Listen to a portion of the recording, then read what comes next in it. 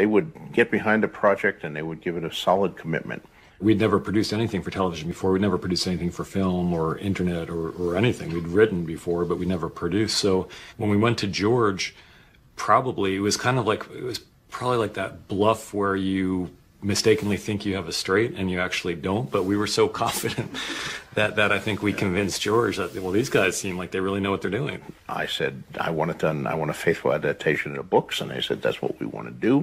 All right, so this is going to be the kickoff of a new series, which I'm going to call tentatively Season 8 Follies, which I think should be self-evident in terms of the many, many problems and errors in Season 8. And I wanted to begin with that clip because there's a large mythology which George himself sometimes has helped to perpetuate that, well, D&D never really promised to do Game of Thrones the books. They always wanted to do their own story. Television is a very different medium, etc., etc. But as George openly admitted, no, he did the show thinking and apparently being misled by D&D that they were indeed going to do his books and his novels, and at least in the early seasons, that is what they did. But then they later diverged, and he rephrased what he believed the agreement was, which is that, well, they're doing their thing, I'm doing my thing, don't confuse the two. But apparently he did enter into the contract expecting them to do the books.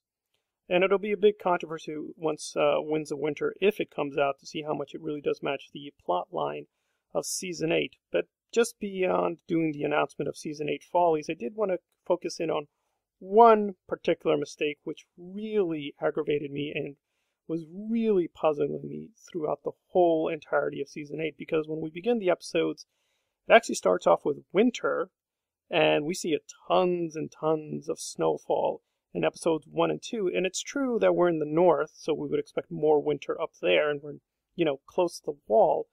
But when we get to King's Landing, it's not just the geography, right? Everything has changed. The actual composure of the city, the way it's built, the things around it, the forests, the sea, it's totally gone. And on top of that, it doesn't seem to be appropriate to the temperature because it's still supposed to be winter, but apparently it's very sunny. And so nobody's like freezing cold when they do the later episodes. And I kept thinking about this when I saw the episodes. The mistake was so glaring. I'm like, is this true? The mistake is just so big. Even if we take for granted the admission they make that they don't really have that much experience with writing or production or anything else, this is so obviously a mistake that how did this happen, or how did they not notice these things? So, again, I have no problem with some people who do stick up for Season 8 and try to argue devil's advocate that, well, maybe the writing wasn't the best, but, there are good moments in it, and that's probably true, but I think they're missing the major point that the major complaints and contentions have now been pretty well verified. But I'm not interested in doing just hate-filled clickbait. I do want to do a very accurate analytic take, but I just don't see how you can avoid the obvious. That is that they really didn't know what they were doing. The mistakes were pretty obvious. We could all literally see it with the Starbucks coffee and these attempts to sort of do this revisionist mythic history where, well, maybe the writing wasn't very good, but the costumes and things like that were well done. No, it's not true. The special effects weren't well done. The costumes were not well done. A lot of things were very, very substandard and very, very incompetent. On top of the writing, the directing, the writing, all of it was very, very mediocre or below average at the very least. And it's pretty shocking in relation to the earlier seasons. But I think we now have a much more accurate emerging picture that George did expect, the show to reflect the books. And the early seasons do reflect the books imperfectly.